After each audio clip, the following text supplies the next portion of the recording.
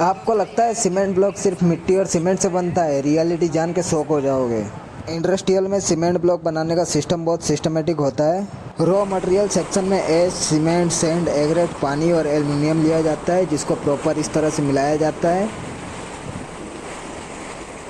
तो दोस्तों, इसमें जो माल जाएगा, माल जाके स्क्रू क्लासीफायर में घूमेगा, वहाँ से जो पानी और ये जो मटेरियल रहता है वो वॉश हो जाएगा।